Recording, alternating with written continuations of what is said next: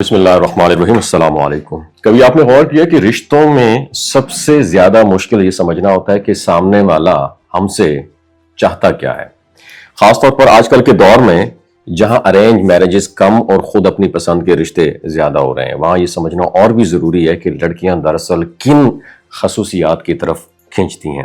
اگر ہم حقیقت پر بات کریں اور خیالی باتوں کو چھوڑ دیں تو لڑکیوں کی چند بنیادی ترجیحات ہمیشہ ایک جیسی رہتی ہیں۔ سب سے پہلی اور نمایاں جو چیز ہے وہ ہے اعتماد، کانفیڈنس ہے۔ ایک ایسا شخص جو اپنے فیصلوں میں مضبوط ہو، مشکل حالات میں گھبراہٹ کا شکار نہ ہو اور اپنی سوچ پر قائم رہنے کا حوصلہ رکھتا ہو، وہ قدرتی طور پر اٹریکٹیو لگتا ہے۔ لڑکیاں ایسے لڑکوں کو زیادہ اہمیت دیتی ہیں جو اپنی زندگی کو خود سنبھال سکیں، نہ کہ ہر وقت دوسروں کے سہارے رہیں۔ یہ تو تھی پہلی ترجیح۔ اب دوسری کی بات کریں گے۔ دوسری اہم خوبی ہے پازیٹیو انرجی اور سینس آف ہیومر۔ اگر کوئی لڑکا ماحول کو ہلکا پھلکا بنا سکتا ہے، مذاق میں سنجیدگی کو توڑ سکتا ہے، تو وہ دوسروں کے لیے آسان سا اور خوشگوار انسان سمجھا جاتا ہے۔ لڑکیوں کو ایسے لوگ زیادہ پسند آتے ہیں جو مشکل وقت میں بھی امید اور خوشی لے کر آئے۔ تیسرا جو پوائنٹ ہے وہ ہے کائنڈنس اور رسپیکٹ۔ یہ چیز کبھی بھی پرانی نہیں ہوتی۔ اگر کوئی شخص دوسروں کے ساتھ عزت اور مہربانی سے پیش آتا ہے، چاہے وہ چھوٹے ہوں یا بڑے ہوں، تو وہ رویہ ڈیفینیٹلی لڑکیوں کو بہت زیادہ انسپائر کرتا ہے، کیونکہ ایک انسان اپنے قریب ایسے شخص کو چاہتا ہے جو دوسروں کو نیچا دکھانے کی بجائے ان کی رسپیکٹ کرے۔ چوتھی جو بات ہے وہ ہے ایمبیشن اور گولز۔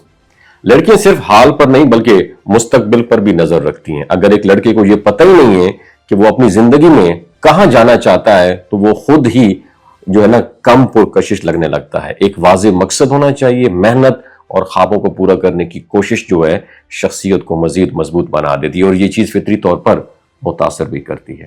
پانچواں پوائنٹ ہے کمیونیکیشن سکلز۔ یہ صرف بات کرنے تک محدود نہیں ہے بلکہ سننے تک بھی ہے۔ زیادہ تر لڑکیاں اس وقت زیادہ کانٹیکٹ جو ہے نا محسوس کرتی ہیں جب کوئی ان کی بات کو دھیان سے سنے، سمجھنے کی کوشش کرے اور جذبات کو اہمیت دے۔ اور یہ صرف الفاظ کا تبادلہ نہیں ہے بلکہ ایک جذباتی رشتے کا پہلا قدم بھی ہوتا ہے۔ اسی کمیونیکیشن کے ساتھ ساتھ ایموشنل انٹیلیجنس بھی ضروری ہے۔ جب سامنے والا دکھ یا پریشانی میں ہو تو اس کو سمجھنا اور سہارا دینا سب سے بڑی خوبی ہے، اور یہ صلاحیت ایک عام انسان کو خاص بنا دیتی ہے۔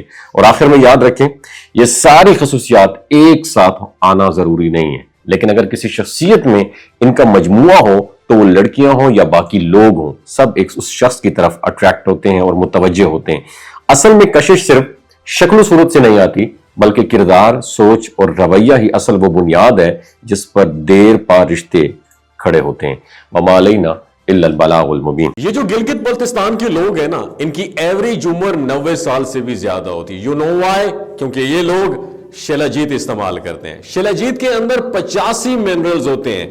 اگر آپ چیزوں کو جلدی بھول جاتے ہیں، مردانہ کمزوری محسوس کرتے ہیں، اولاد جیسی نعمت سے محروم ہیں، آپ کے سپرم کاؤنٹ کم ہیں، ٹیسٹوسٹیرون ہارمون امبیلنس ہیں، آپ سدا بہار جوان نظر آنا چاہتے ہیں، خون کی کمی کو دور کرنا چاہتے ہیں، ہڈیوں جوڑوں کے دردوں سے نجات حاصل کرنا چاہتے ہیں، موٹاپا کم کرنا چاہتے ہیں، تو ڈاکٹر اسد محمود کی پیور اینڈ نیچرل شیلاجیت ضرور استعمال کریں۔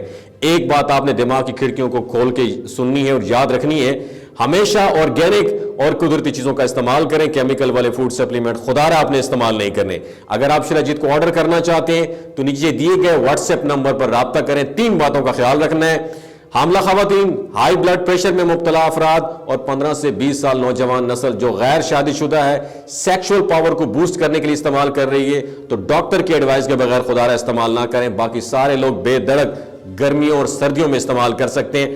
ڈاکٹر اسد محمود کی لوگو والی ڈاکٹر اسد محمود کی پیور اینڈ نیچرل شیلاجیت ضرور استعمال کریں۔ اپنا بہت خیال رکھیے گا۔ اللہ حافظ۔